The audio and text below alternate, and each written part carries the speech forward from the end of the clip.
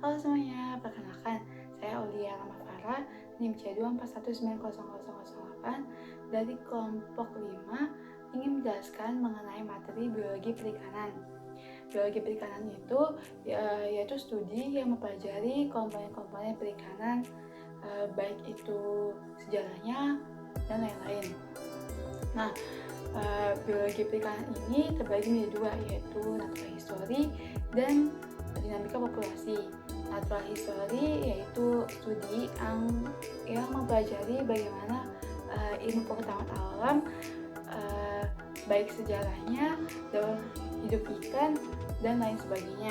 Sedangkan dinamika populasi yaitu mempelajari stok-stok ikan, pertumbuhan ikan, mortalitas ikan, dan sebagainya. Terdapat 3 faktor untuk mempelajari biologi perikanan. Yang pertama yaitu pertumbuhan, yang kedua yaitu reproduksi, dan yang ketiga adalah makanan ikan. Yang pertama yaitu pertumbuhan. Pertumbuhan ini adalah perkembangan morfologi suatu individu yang terjadi perubahan panjang, bobot, dan volume pada jangka waktu tertentu.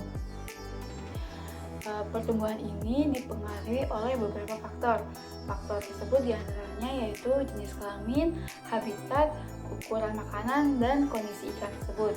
Nah, pertumbuhan ini terbagi menjadi dua, yaitu pertumbuhan nisbi dan pertumbuhan mutlak. Pertumbuhan mutlak yaitu pertumbuhan panjang atau bobot pada umur tertentu, sedangkan pertumbuhan nisbi merupakan pertumbuhan yang dicapai pada waktu tertentu. Nah, untuk mengetahui pertumbuhan suatu jenis ikan diperlukan terlebih dahulu mengetahui distribusi frekuensi panjang, hubungan panjang dan bobot, dan faktor kondisi suatu jenis ikan. Hubungan panjang dan bobot ini untuk mengetahui pola pertumbuhan suatu jenis ikan, baik itu isometrik maupun alometrik. Nah, alometrik ini terbagi menjadi dua, yaitu alometrik negatif dan alometrik positif. Yang kedua yaitu aspek reproduksi. Aspek reproduksi yaitu diantaranya tingkat kematangan gonad, indeks kematangan gonad, proporsi kelamin, fekunditas, dan diameter telur. Nah, untuk proporsi kelamin itu untuk mengetahui proporsi kelamin jantan dan betina pada suatu perairan. Jika seimbang, maka produksi telur akan meningkat. Nah, sedangkan jika tidak seimbang, maka produksi telur akan menurun.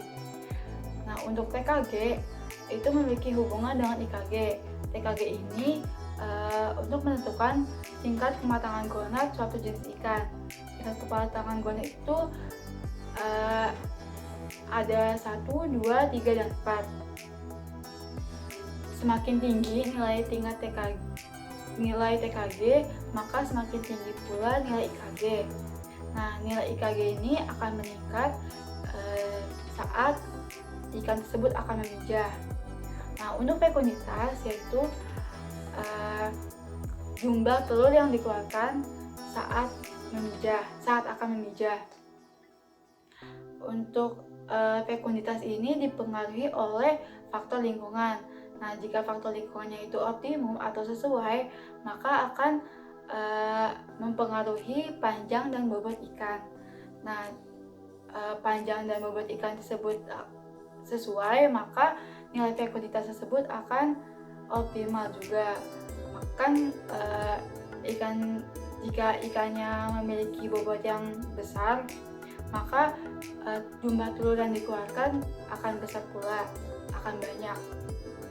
Nah, untuk diameter telur yaitu garis tengah telur yang diproduksi oleh suatu jenis ikan. Dan yang ketiga yaitu analisis makanan ikan. Analisis makanan ikan ini perlu diketahui karena berpengaruh terhadap perkembangan dan pertumbuhan ikan. Analisis makanan ikan ini terdiri dari indeks preponderance, luas relung, tumpang tindih, hubungan volume makanan dan panjang tubuh, panjang usus relatif, dan indeks isi lambung. Yang pertama yaitu indeks preponderance, yaitu untuk mengetahui jenis makanan apa yang dimakan dan masuk kelompok mana makanan tersebut. Kelompok-kelompok tersebut diantaranya yaitu makanan utama, makanan pelengkap, makanan tambahan, dan makanan pengganti. Lalu ada luas relung.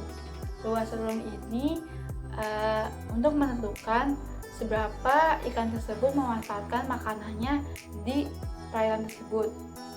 Semakin kecil nilai luas relung, maka semakin sempit ikan tersebut dalam memanfaatkan makanannya, sehingga terjadinya kesamaan makanan yang dimakan oleh ikan tersebut terhadap ikan jenis lain, maka terdapat selektivitas dalam mendapatkan makanan tersebut.